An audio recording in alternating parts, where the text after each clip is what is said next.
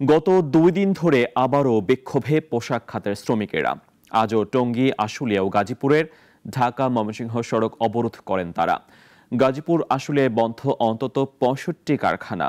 কারখানা ভাঙচুরের চেষ্টার সময় সেনাবাহিনীর হাতে আটক হয়েছেন 6 জন। প্রতিনিধিদের পাঠানো তথ্য ছবিতে জানাচ্ছেন সিরাজুম মুনির শুভ। ন্যূনতম মজুরি বাড়ানো সহ নানান দাবিতে শিল্পাঞ্চল আশুলিয়ায় ফের বিক্ষোভ শুরু করেছেন শ্রমিকরা। সকালে বকেয়া বেতনের দাবিতে টঙ্গী আশুলিয়া সড়ক অবরোধ করে বিক্ষোভ করেন তারা। উপজেলার নরসিংহপুর এলাকায় জেনারেশন নেক্সট গার্মেন্টসের কয়েকশো শ্রমিক সড়কে অবস্থান নিয়ে বিক্ষোভ দেখান। 25,000 টাকা বেতন দিতে হবে, 15% দিতে হবে, বছরে 5টা বেসিক ফুল দিতে হবে, 1000 টাকা হাজিরা বোনাস দিতে হবে, তারপরে যে 50 টাকা টিফিন বিল করতে হবে। 5টার পরে আমাদের ওভার টাইম লাগবে, মানে 6টার পরে আমাদের টিফিন বিল লাগবে। 15 তারিখ দিবে বলছিল, কিন্তু 15 তারিখ দেয় নাই। পরে 18 তারিখ আবার সেনাবাহিনী বলছে 22 তারিখ, কালকে 22 তারিখ দিবে, কিন্তু কালকে তো দিল না। সেজন্য আজকে আমরা এখানে আসছি যে সেনাবাহিনী এটা সমাধান করবে, কিন্তু এটা আমাদের কোনো সমাধান পাচ্ছি না। কিন্তু আমাদের দেখেন, আমাদের আয়ের উৎস হচ্ছে আমাদের এই চাকরিটা।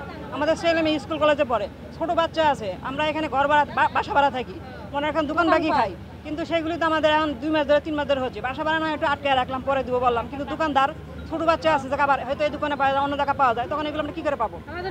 আমাদের অফিসও খুলে না। অফিস খোলা তো একটা কথা ছিল যে বলে আজকে না কালকে দিব, তাও না, অফিসও খুলছে না, বেতনও দিচ্ছে না। মানে এটা আমাদের একটা দুটার মধ্যে রেখে দিচ্ছে আমাদের সমস্যা। তো এই সমস্যাটা আমাদের সমাধান করা দরকার, এটা হচ্ছে না আমাদের।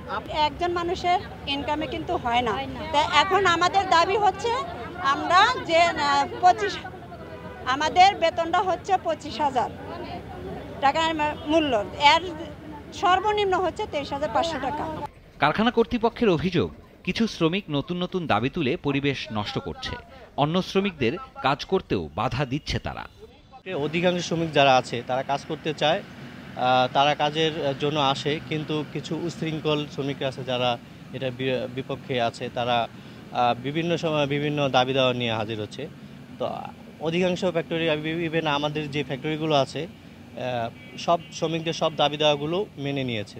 সড়কে শ্রমিকদের অবস্থানের কারণে সকাল থেকেই দুর্ভোগে পড়েন সাধারণ মানুষ। বন্ধ হয়ে যায় যান চলাচল। পরে কারখানাগুলোর সামনে যৌথ বাহিনীর সদস্যরা অবস্থান নেওয়ায় পরিস্থিতি শান্ত হয়।